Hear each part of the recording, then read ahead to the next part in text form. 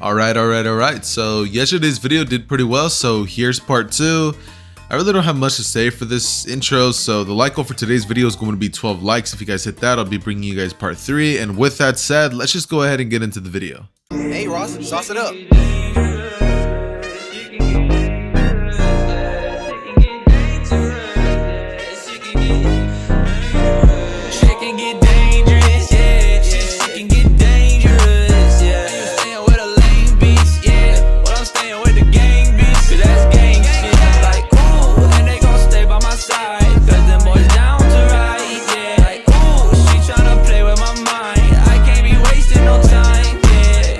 The team would immediately look at Zabuza's direction as they have those exasperated gasps that all anime characters do where they're like, you know what I mean? That sounded so bad, but you know, they would have that moment, and immediately after this, the team would pretty much proceed to watch as Zabuza and Kakashi end up monologuing for a second before then getting into a brief fight where Kakashi would end up being put in the water prison jutsu.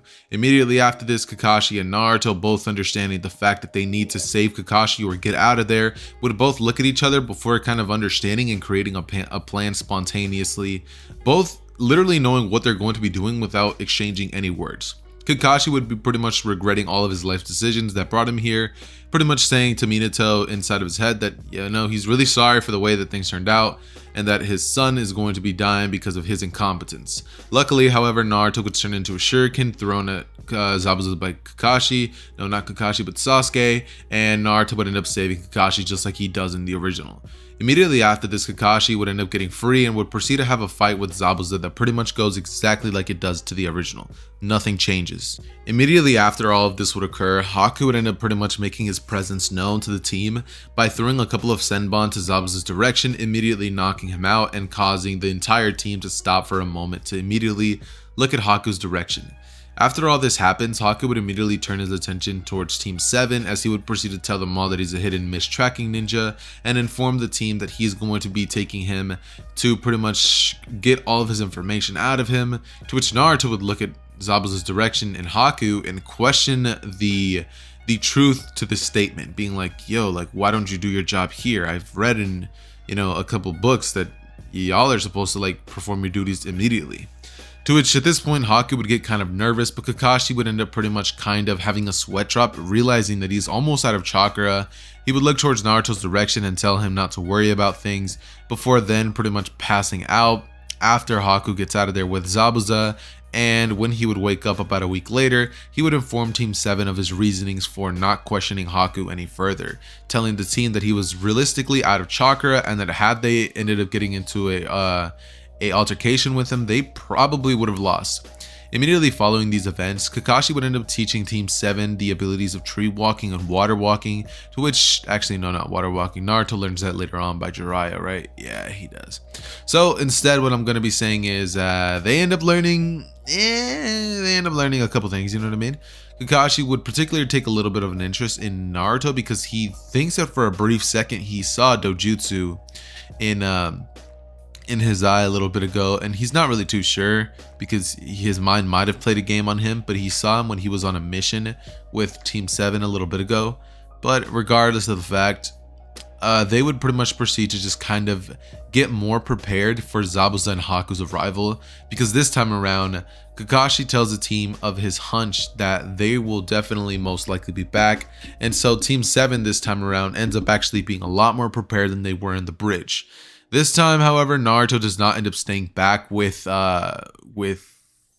the Inari and Tsunami at the house due to him pretty much oversleeping, and instead what would end up happening is Inari and Tsunami would actually end up being captured by the thugs.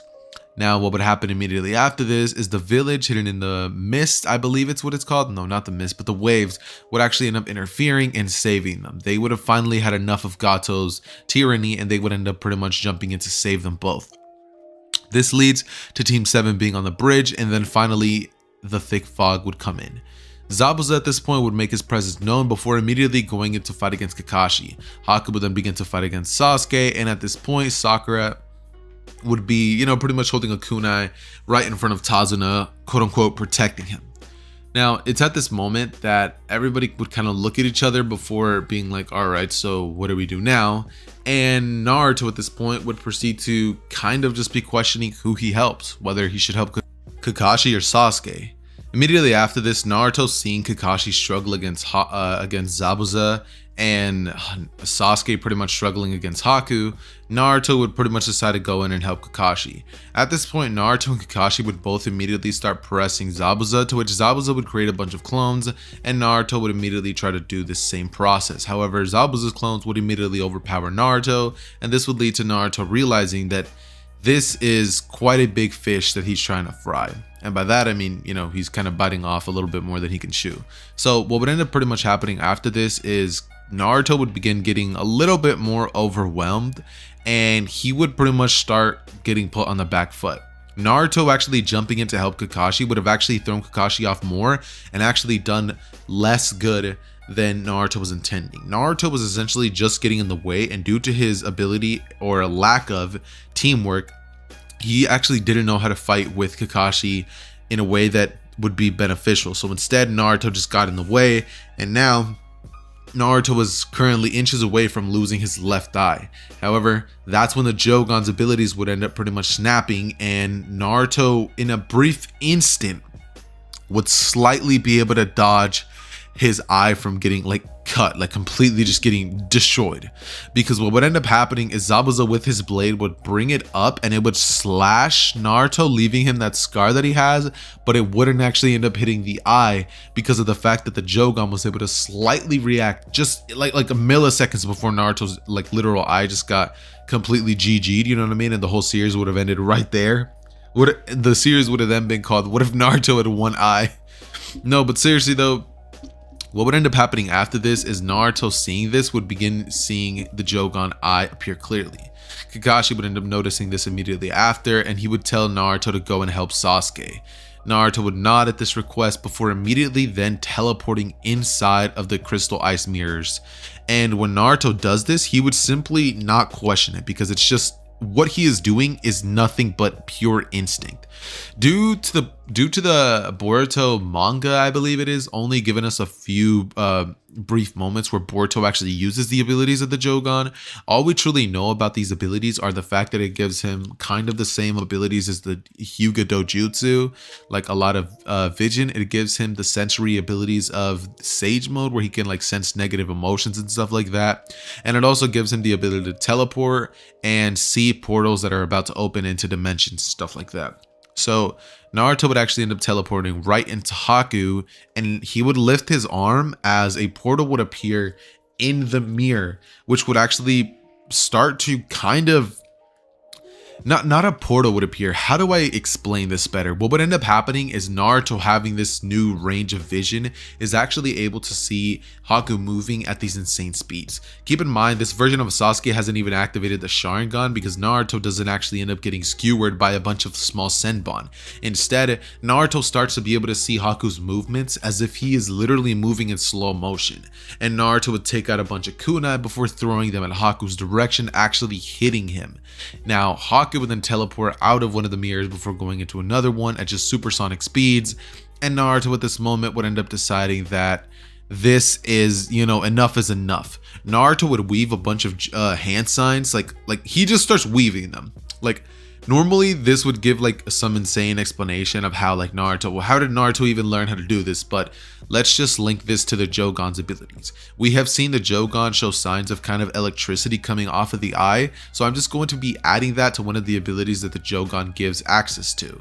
As the series goes on, you guys are probably going to be seeing me add more and more powers to the abilities of the Jougan as things go further, and I'm just kind of going to be speculating as to what the Jougan's abilities are as time goes on and on with the series.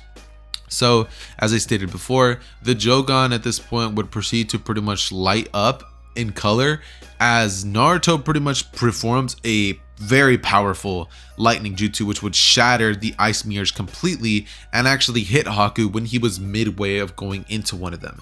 This would cause Haku to pretty much be sent flying away, and Haku would pretty much start spinning on the ground as he just like starts getting flung, and Naruto would then rush in at the direction of Haku before he would then pretty much proceed to like throw a final punch, knocking Haku out cold.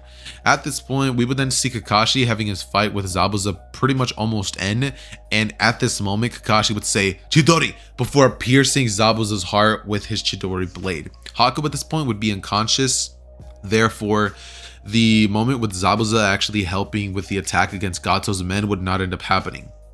Instead, when this all goes down, Naruto would create like literally hundreds of multi-shadow clones, and they would actually end up taking care of Gato's men, and Gato would actually be taken to the people of the Land of the Waves for them to pretty much bestow their own punishment on Gato.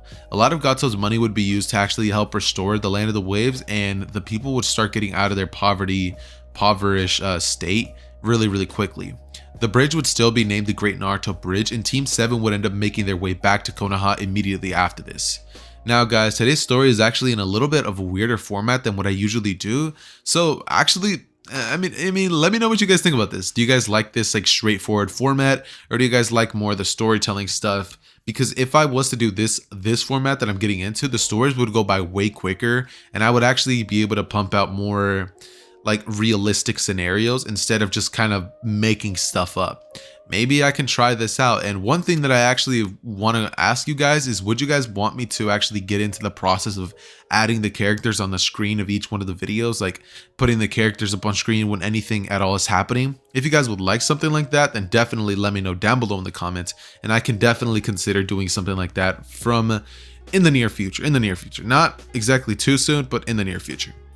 That being said, what would end up going down after this is the team would end up pretty much arriving back in Konoha, to which Kakashi would actually end up informing Hiruzen of the fact that he is like 100% sure that Naruto has a Dojutsu that pretty much it looks very similar to that of the Hyuga's Byakugan. However, Kakashi is quite unsure of what exactly it is. Hiruzen at this moment would have a talk with Kakashi, pretty much going down to the point of he wants to talk to Naruto, to which Naruto would then immediately after be summoned, and when he is summoned, they would immediately try to activate his Dojutsu without any success. When they do this, they would pretty much end up realizing that Naruto's Dojutsu activates only whenever, like, it activates at random, and most likely one of the triggers of it is danger. A moment of like huge distress is what pretty much ends up being the catalyst to the activation of the Jougan. And they don't even know this at all. So instead, what ends up happening is Kakashi would try to help train Naruto to use his Dojutsu, but there would really be no training involved since they couldn't figure out how to even activate it. And instead, what ends up happening is Kakashi would end up pretty much fighting against Naruto, pushing him to a state where Naruto was going to die if he didn't do something about the attack. So when Kakashi ended up throwing a like huge water dragon jutsu at him, Naruto like got hit by it head on. He then rolled on the ground before like picking his head up and noticing that like this giant like mud wall was coming at him at quick speeds and was about to crush him. So Naruto pretty much spontaneously activated the Jougan before his instincts just kicked in, and Naruto jumped up into the air. He kicked off of the mud wall and then rushed at Kakashi's direction before throwing a kunai up in the air, throwing 2 kicks, a couple of punches, and causing Kakashi to pretty much have to be on the back foot. Naruto would then catch the kunai mid-air as he would throw it right at Kakashi. Kakashi would end up catching it before the kunai, or no, he would try to catch it before the kunai would split into like a bunch, and it pretty much just turns into many mid-air. It would hit Kakashi, and Kakashi at this point would like, he would have actually ended up taking quite a significant amount of damage. I mean, kunais, they do good, decent they do mid damage to Kakashi, right? Let's just say that they do mid damage, and Kakashi is actually really impressed at the fact that Naruto was able to come up with an idea such as that mid battle. And so Naruto would then look at his hand before thinking, you know, is there more? Like, is there more to this? You know what I mean? And quick thing I want to actually ask you guys, actually, nah, I don't think I want to involve the karma seal into this what if whatsoever.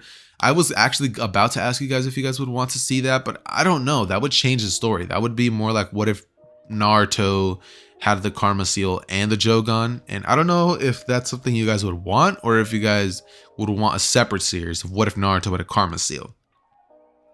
Regardless of the fact though, let's get back into the story.